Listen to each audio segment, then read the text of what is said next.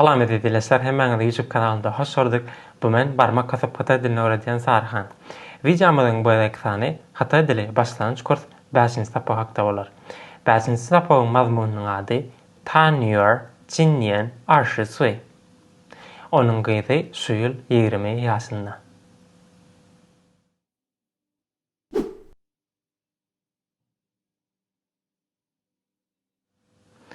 Edil geçen ýerdäki videolarymyza geçişimiz ýaly. Bugünkü videomuz hem dialoglar bilen başlar. Gelin bu ýerdäki ilkinji dialogy okalyň. Izimden aýtalan çinge modu. 你家有几口人？你家有几口人？我家有4口人。我家有4口人。Bu dialogu türkmençe tercüme edelim. Ol näme diýme aňladýarka. Birinji görýän sözlerimiz, ýani soraw sözlemi, onu türkmençe tercüme etsek, seniň maşgalaňda näçe sany adam bar diýmegi aňladýar. Bu ikinji sözlem bolsa, ol habar sözlemi, onu türkmençe tercüme etsek, ýani meniň maşgalaňda 4 sany adam bar diýmegi aňladýandyr. Bu dialogyň üstü bilen biz jemi 3 sany söz öwreneriz. Täze sözler, olar şulardan ibaret. İlkinji öwrenjek sözümüz ol ja diýip okulýandyr. Ýani ol maşgala ýa-da öýdüýmegi aňlatýar. Eger şu ýerde görýän bolsaňyz, ni ja yo şunu tercüme etsek, ýani seniň maşgalaňda näçe sany adam bar diýmegi aňlatýar. Şoň üçin şu ýerde ja diýen hieroglifi, ja diýen diýip okulýan sözi ulanyp. Yo ol bolsa bar diýmegi aňlatýar. Ýani biriniň ýa-da bir zadyň bardygyny aňladýan söz, işlik. 你家有几口人？ Bu ýerdäki kou bolsa, ol bu ýerde ýani maşgala daglar sanalyp aýdylanyna ulanylan mukdar ölçek sözdür. Ýani bu ýerde ol sany diýen manyny aňladýandyr türkmençe terjime etsek. Meselem, siziň maşgalaňyzda näçe sany adam bar diýip aýtjak bolsaň, onu kou diýen mukdar ölçek sözüne ulanmaly. 你家有几口人？我家有4口人。Yani bu yerde de sany diýen söz gelýändir. Kou. Gelin bu dialogy ýene bir ýerde okalyň. Izimden aýtalan çinge modu. 你家有几口人？我家有4口人。Yani ni sen ja maşgala yo bar diýmek, ji näçe, kou sany, ren adam.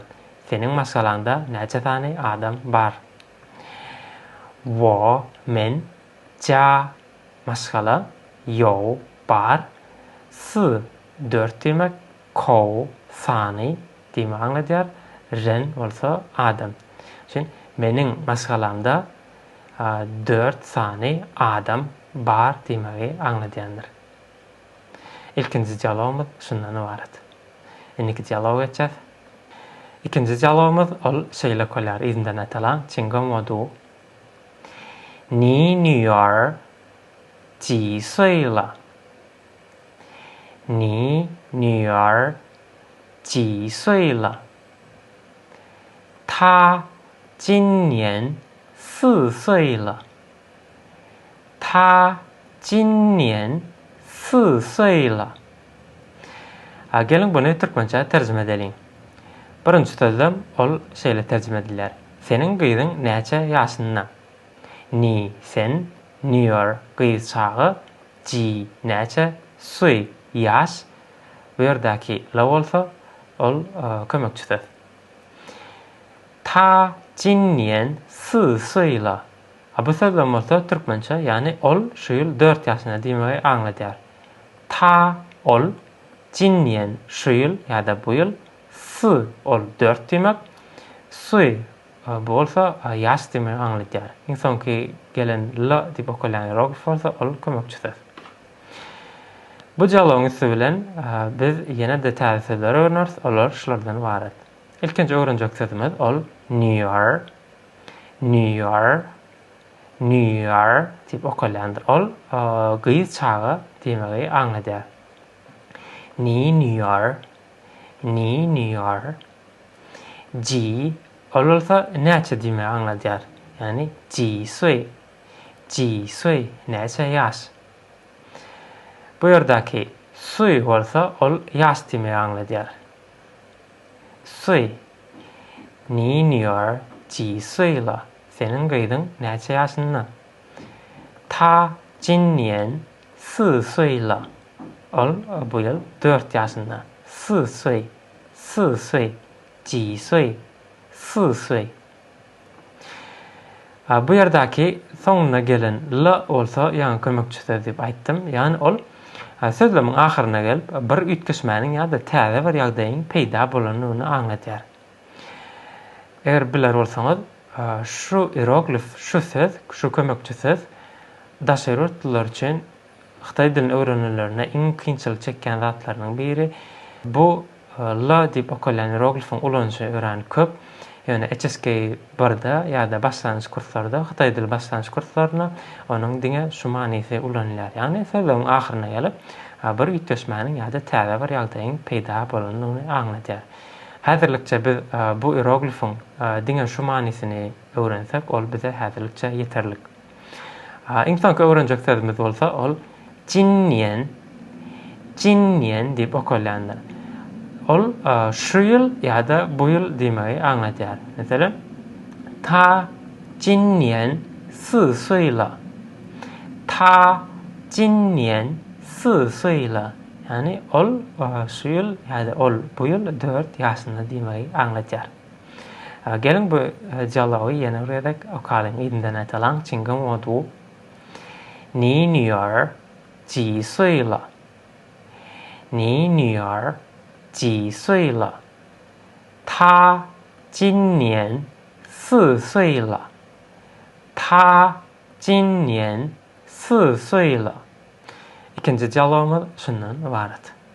Buňky öwrenjek iň soňky jalabymyz ol şeýle. Gelin ony bir-birden okalyň ýerinden aýtalan çingem modu. 李老师多大了?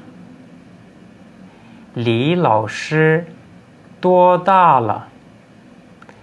他今年50岁了. 他今年50岁了. 他女儿呢? 他女儿呢? 他女儿今年20岁. 他女儿今年20岁. Görýän bolsaňyz bu azajyk uzagrakdyr. Gelin oly bir-birden terjime edelim. İlkinji sözüm ol şeýle terjime edilýär. Li muallim näçe ýaşynda?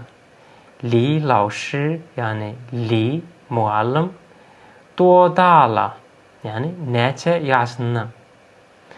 Ta 今年50岁了. Bu bolsa, yani ol şu ýyl 50 ýaşynda diýmegi aňlatýar. Üçinji sözüm bolsa, ol onuň gyýdy, ta nýörna, onuň gyýdy baratda nähili diýen manyny aňlatýar. Iň soňky sözüm bolsa, ta nýör 今年20岁.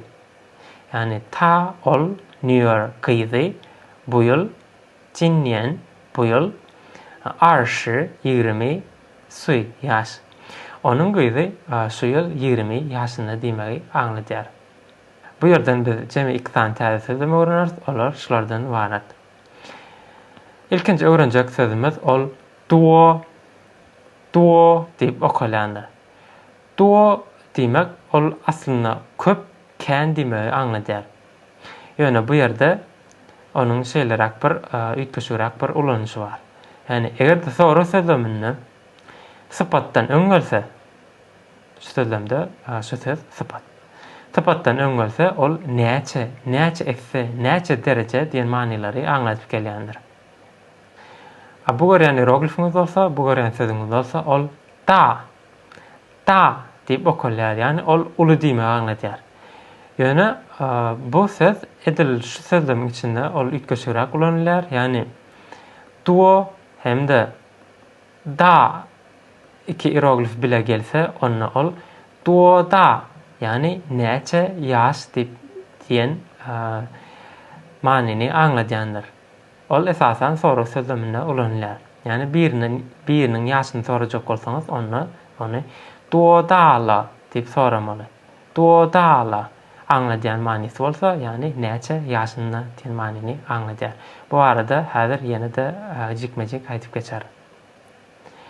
Hytaý medeniýetinde şeýlerak bir ütgeşirak bir zat bar. Ýani siz kimdir biriniň ýaşyny sorajak bolsaňyz, onuň ýaşyna görä siz ýörüte ýaşyny soramak üçin ulanylýan sözlemler bardyr. Bu ýerde görýän ilkinji sözüňiz ol ni ji岁了 diýip okulýar. Egerde kiçi ýaşly, ýani 10 ýaşdan aşakda bolan çağalar üçin onuň ýaşyny sorajak bolsaňyz, onda şu sözlemi ulanmalysyňyz. Ýani ondan ni ji 岁了 diýip kiçi ýaşly çağdan sorap bilersiňiz. Ol sen näçe ýaşyňda diýmegi aňladýar. Bu ikinji bolsa ni duo dala. Bu bolsa ýaşy uly kiçi tapagy ýok. Ähli adamdan sorap bilersiňiz. Ýaşyny soraňyzda şu sözlemi ulanyp bilersiňiz. Ni duo dala. Ni duo dala. Bu görýän sözüňiz bolsa, ol esasen ýaşy uly adamlardan sorulýandyr. Ýani özüňizden uly bolan adamlardan sorulýar. Ýaşy uly bolan adamlardan sorulýandyr. Ýani ol şeýle bolýar. Nin duo da nianji. Nin duo da nianji. Ýani siz näçe ýaşyňyzda diýmek. Iň soňky sözlem bolsa, soru sözlem bolsa, ol esasen ýaşy hassa uly bolan, ýani garry adamlardan onuň ýaşyny sorajak bolsaňyz, şeýle soramaly, şu sözlemi ulan soramaly. Ol şeýle okulýar. Nin lao gao shou. Nin lao gao shou. Ýani siz näçe ýaşyňyzda diýip hassa ýaşy bir çene baran garry adamlardan şu sözlemi ulanyp onuň ýaşyny sorap bilersiňiz. Üçüncü dialogumuz hem şundan ibaret.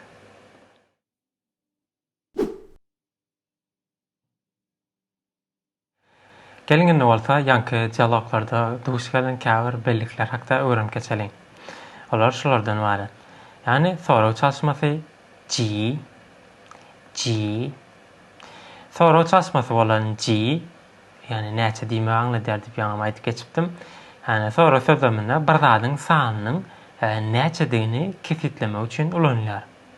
Köplenç onluk sandan aşakda bolan zatlar üçin ulanylýandyr. Ýani şu zady berk berilen ji diýip okulýan hieroglif, ýani köplenç halatda onluk sandan aşakda bolan zatlar üçin ulanylýandyr. Ýani birden 10'a çenli zatlar üçin ulanylýar. Meselem olar şeýle. Ni you ji ge hanyu lao shi. Senin näçe sany Hytaý dili muallimyň bar? Li lao shi jia you ji kou ren. Ýani li muallimyň öýünde näçe sany adam bar diýmegi aňladýandyr. Ýani şu ýerde de ji diýip okulýan soraw çalışmasy ulanylýar. Ni女儿几岁了? Ni 女儿几岁了? Yani senin gyzyň näçe ýaşynda? Bu ýerde de sebäp ol kiçi bolan üçin, belki ol 10 ýaşdan kiçi görünýändir, şoň üçin hem ol ni 女儿几岁了diýip ji sözüni ulanyp soraw bermek bolýar. Belki de siz Hytaý dilindäki sanlaryň nähili aýdylşyny bilýän dälsiňiz. Gelin şu ýerde biz 1-den 99-gaça Hytaý diline sanlar nähili aýdylýar, olary bir-birden öwrenelim. Bu ýokarda değişdirler. Ol 1-den 9-gaça sanlar, bu ýerde bolsa onluklar ýerleşdirilenler. Yani 1 diýmek Hytaýça ol i diýip okalýar. I, r, 2, 3, san, 4, s, 5, ol w, 6 bolsa lü, 7, çi, 8, ba, 9 bolsa jow diýip okalýandyr. 10 bolsa ol ş diýip okalýar. Hytaý dilindäki sanlary ol elin kömegi bilen hem aňlatyp bolýar. Yani i 1 diýmek, r 2, san 3, s 4, w 5, lü 6 diýmek, yani şu şekilde çi ol 7 diýmek, ba bu bolsa 8 diýmek aňladýar, jow ol 9 diýmek aňladýar, bu bolsa 10 diýmek aňladýar, yani ş ýa bolmasa da şeýlerek ş. 20, 20, yani ilki 2 diýen, soňam 10 diýen. Yani 20, yani ol 20 diýmek. 30 diýmek näde aýtmaly? İlki 3 diýen, soňam 10 diýen. Yani 30, şu ikisini birlikde aýtsaň ol 30 diýmegi aňladýar. 70, 70, 90 bolsa ol 90 diýip okalýandyr.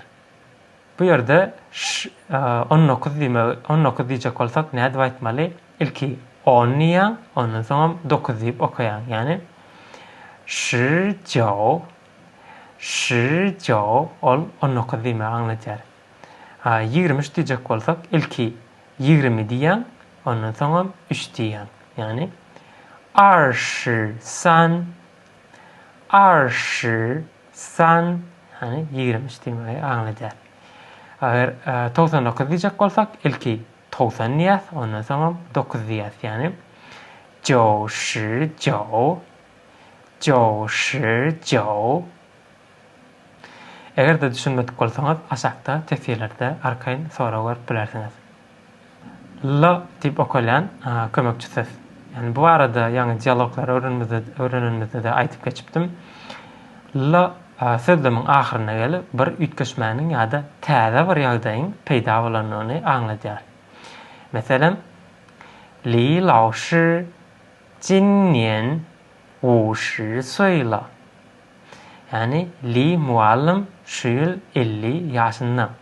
Bu ýerde näme üçin L goýuldy? Sebäbi Li muallim, yani Li laoşy ol geçen ýyl 49 ýaşyndadyr. Bu ýyl bolsa ol 50 ýaşynda. Bu ýerde bir täze ütkeşme ýüze çykdy.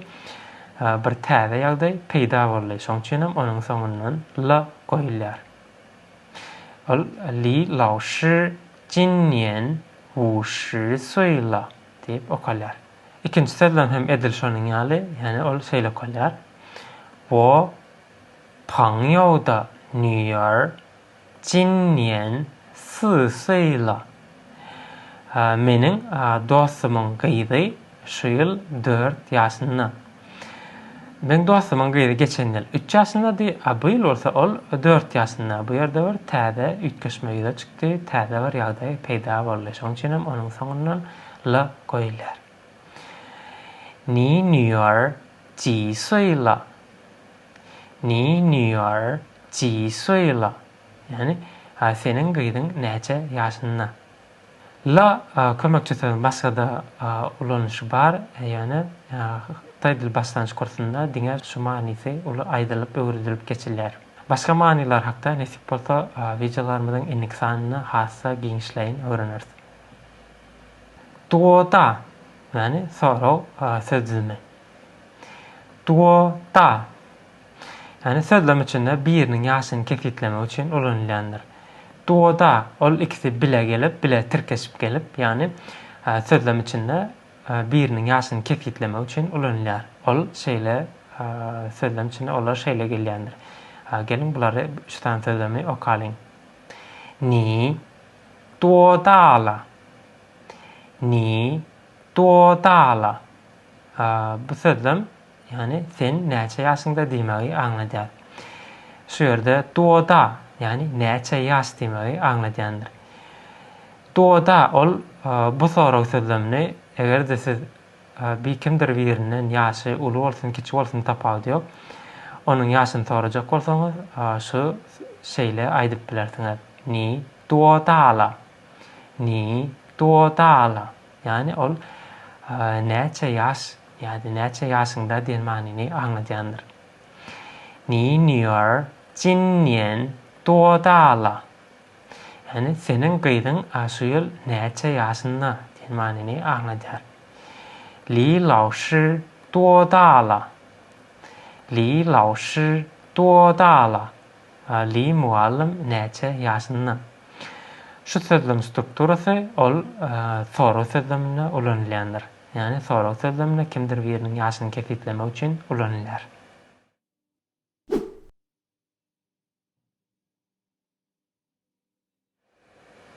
Gelin bolsa ýanky öwrenme zatlarymyzy yani bir-birden gönükmeler bilen hassa berkideliň. Şu ýerde gören bolsaňyz dialoglar berilendir. Bu dialoglar siz rollara bölünip kaç ses bilen ýerine ýetirip bilersiňiz. Bulary men okap geçeýin, siz häzirlikçe olary ünsärip diňläň. Ilkinji dialog ol şeýle. 你家有几口人 我家有3口人 İkinci diyalog. 你女儿几岁了 你女儿几岁了 她今年4岁了 Üçüncü diyalog. 李老师多大了 他今年50岁了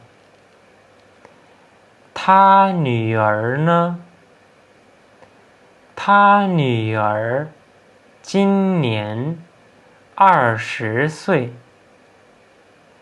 他女儿今年20岁 Yani dialoglarymyz şulardan ibaret. Olary siz özüňiz rollara bölünip gaç ses bilen ýerine ýetirip bilersiňiz. Gelin bolsa men size soraw bereyim, siz bolsa sorawlara jogap beriň. Sorawlaryň jogaplaryny aşakda tesirlerde ýazyp bilersiňiz. Ilkinji soraw şeýle. 你家有几口人 İkinci soraw.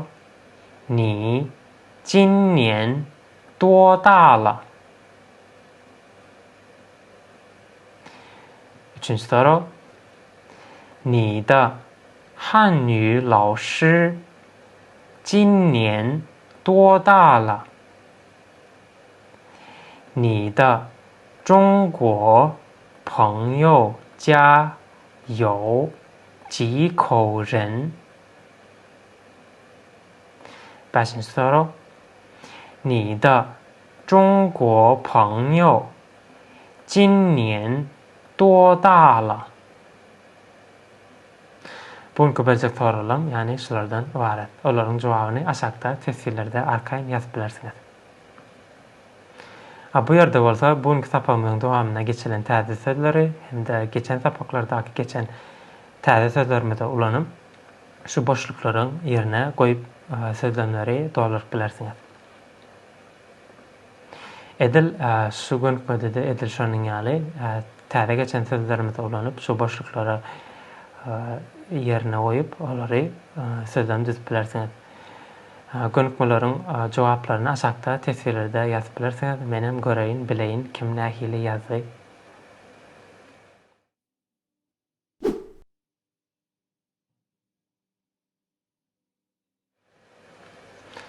Videomyzyň bu edeki sanyna pinýine deýişli şu aşakdakylary öwrenip geçeriz. Gelin olary bir-birden öwreneliň. Pinýin barada ilkinji öwrenjek sadymyz, ýani kömekçi, bogun ýasaýjy ses r. Oňa başgaça Hytaýyn diýip atlanyrlar. Hytaý dilindäki r, ýani r diýip okulýar. Öňündäki gelen boguna goşulyp täze bir bogun emele getirip bilýär. Oňa retrofleks bogun diýilýär. Ýani retrofleks demek, ýani dilin ýa-da bükülmesi ýa-da dilin ýa-da etlenmesi diýmekdir. Ýani türkmençe terjime etsek.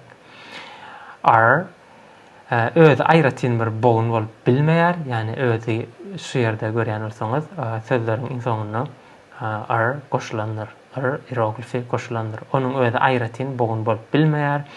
R goşulyp täze bogun ýasalanna siziň manysy hiç hili ütkemeýär. Ýani şu ýerde görýän bolsaňyz, sözleriň ahyryna r diýip okulýan hieroglif bardyr. Ol boguna goşulyp ýazylanna, ýani ilki hieroglif, ondan soňra r hieroglifi ýazylýar. Pinýinne okulanna bolsa, ol şeýle okulýar. Ýani bogunyň soňuna da r harpy goşulýar. Ýani ol r diýip okulýar. Şu ýerde görýän bolsaňyz, söz berilendir, ýani ol kiçi çağa diýmegi aňladýar. Ýani ol şeýle okulýar. 小孩 小孩 小鸟 小鸟 饭馆 饭馆 香水 香水 小鸟ol guşraga diýmegi aňladýar. Bu bolsa naharhana diýmegi aňladýar. Fanguar diýip okulýar. İnsan sözden bolsa ol atır diýmegi aňladýar. R diýip okulýan hieroglif nähili ýagdaýlarda goşulýar. Ýani ol diňe gepleşikde ulanylýandyr. Egerde siz düzme bir makala ýazyňyzda onu R diýip hieroglifi ýazylmaýar. Ol diňe gepleşikde şu sözleri aýdylanna ol goşulyp aýdylýandyr. Emma makala ýa-da düzme zat ýazyňyzda bolsa ol r ýazylmaýar. Fonetik tapawutlandyrma. I, u, ü harplary bogunyň başynda gelenne olaryň aýdylşy. Şu aşakdakylary diňläp izinden aýtalan, ýani i harp bar we ýok bolan bogunlaryň tapawutyny ünseriň. Mene okaýyn, sizem ony ünserip diňläp. A, ya, ye, ao, yao, o, yo, an, yan, ang, yang, ong, hem-de yong. Buların arasındaky tapawuty saýgaryp bilensiňiz diýip umyt edýän.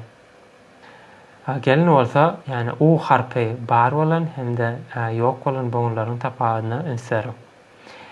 A, wa, ay, way, ay, way, an, wan, an, wan, ang, wang, ang, wang. Bu bolsa, ýani ü harpy bar bolan hem-de ýok bolan bogunlaryň tapawuty. Ü, an, yan, an, hem-de yün. Pinin hakda yana da bir zady belläp geçmeli. Yani başlangyç çekimsiz sesi bolan. Yani boğazda emele gelýän çekimsiz ses we boğazda emele gelmeýän çekimsiz sesin aýdylşynyň tapagydy.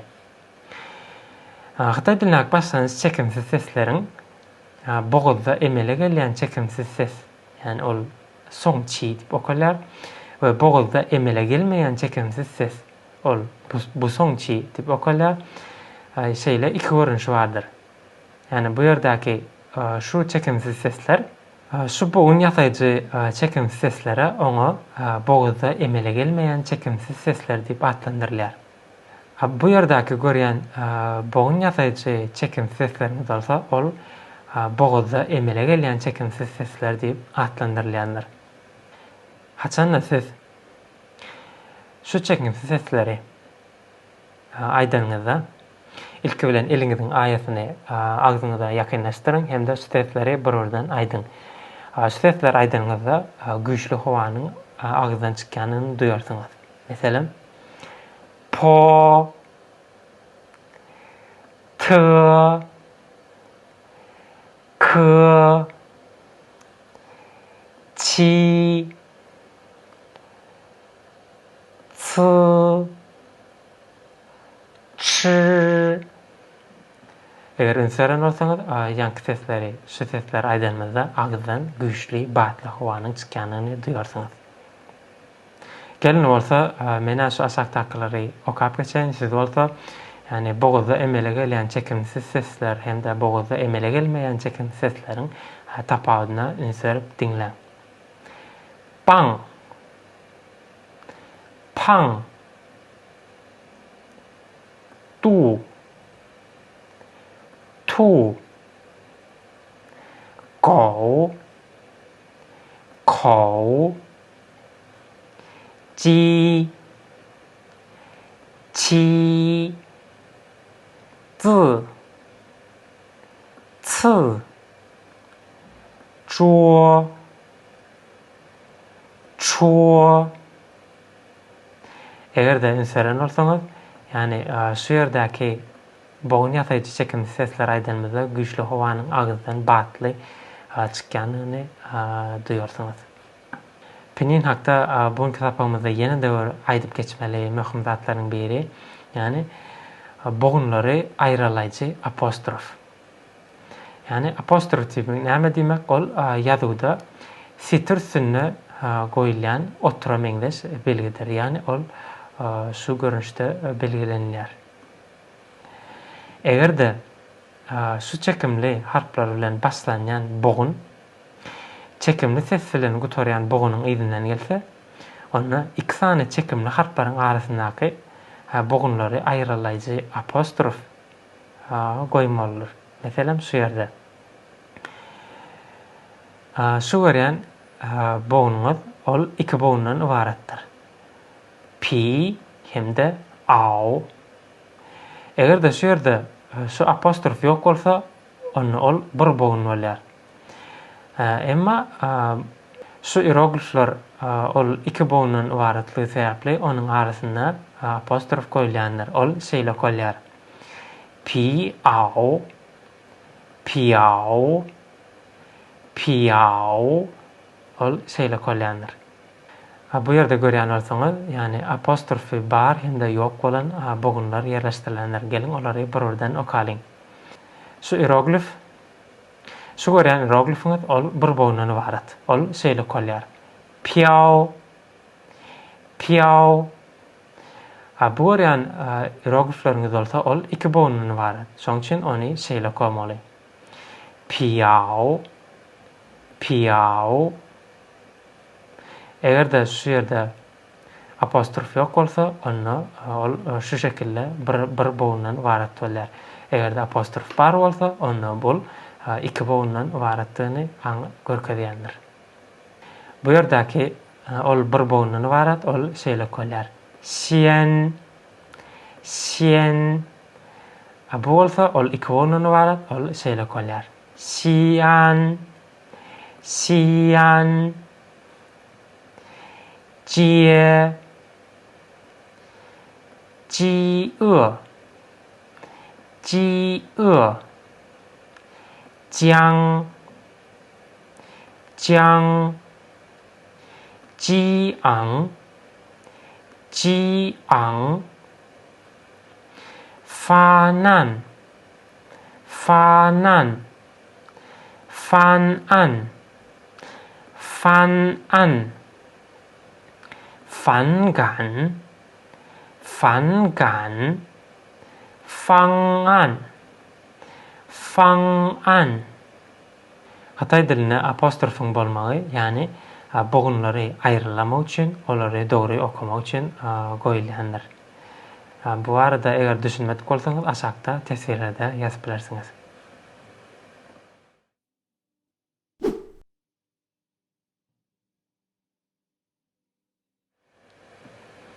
Gelin bolsa, geçenki sapamyz hakkylary ýaly hieroglifler barada da öwrenip geçelim.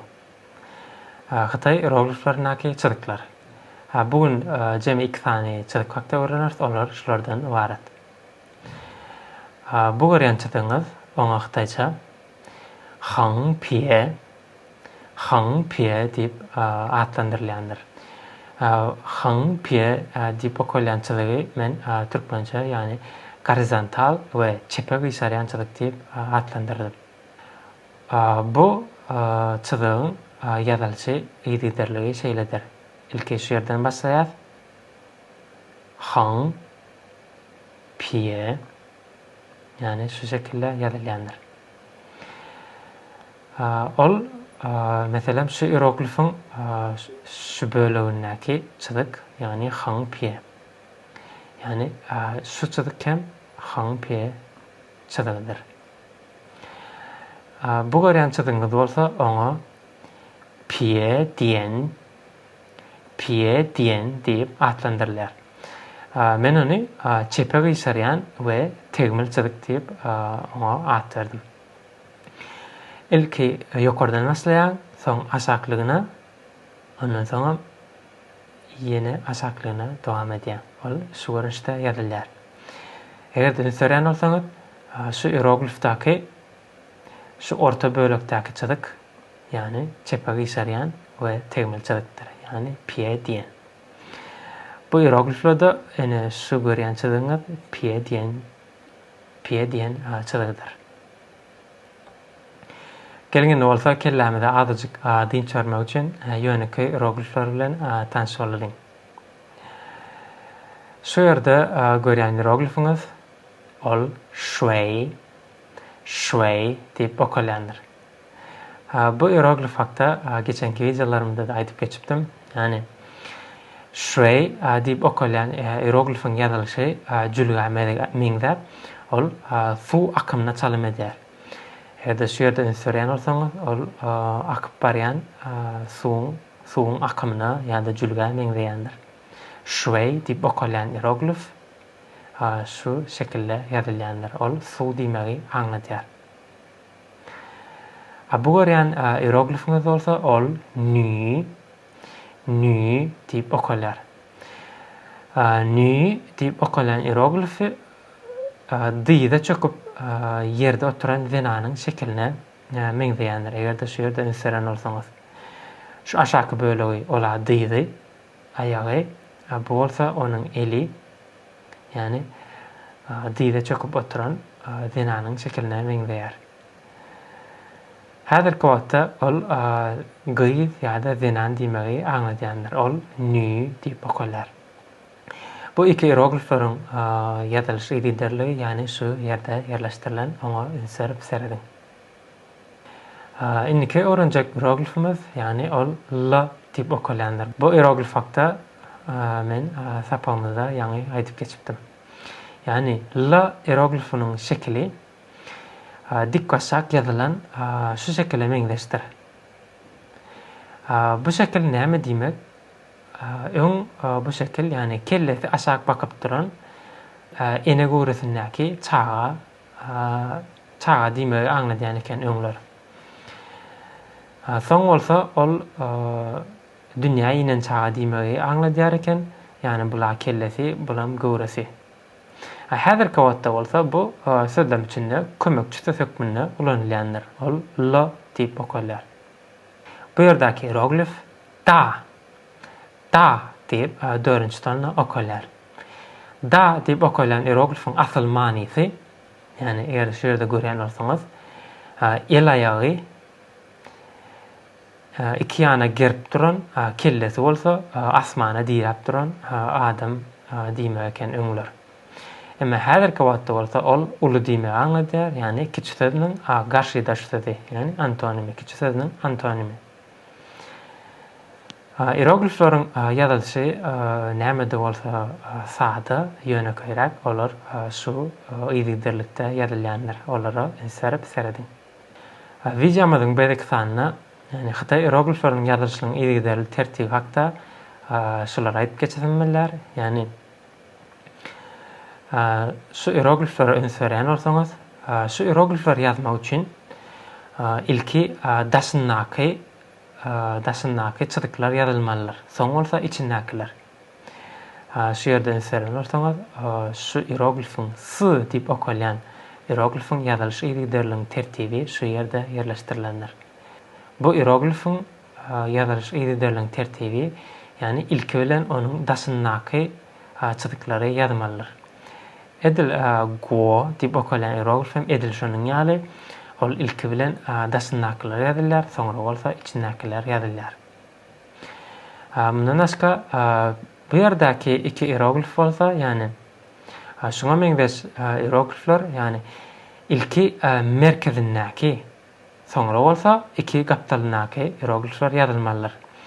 Şu ýere öňsörän bolsaňyz, ilki şu hieroglifin orta bölüğüne, yani merkezinde yerleşen çydyk ýazylanlar, soňra bolsa iki tarapyndaky çydyk ýazylýar. Edil şu ýerde şwey diýip okalýan hieroglifim edil şonuň ýaly ilki bilen onuň orta bölüğündäki merkezindäki çydyk ýazylýar, soňra bolsa çep, soňra bolsa sag tarapyndaky çydyklar ýazylýanlar. Bu dört hieroglifin ýazylyşy şu aşakda yerleştirilen, onun ýazylyşy eziderliň tertibine serip seredin. Bugünkü sapagymyzda geçen zatlarymyzy hasa berkitmek üçin, yani şu aşakdaky gönükmäni yerine ýetirip bilersiňiz. Bu ýerde bir dialog berilen, yani şu boşluklaryň yerine şu ýokardaky sözleri goşup hemde ähli geçen, mundan öň geçen sözlerimizi ulanyp şu boşluklaryň yerine goýup olardan sözden düzüp durmuşda ulanyp bilersiňiz. Yani bu dialogy siz ýeközüňizem yerine ýetirip bilersiňiz, ýa bolmasa da iki adam bolup hem yerine ýetirip bilersiňiz.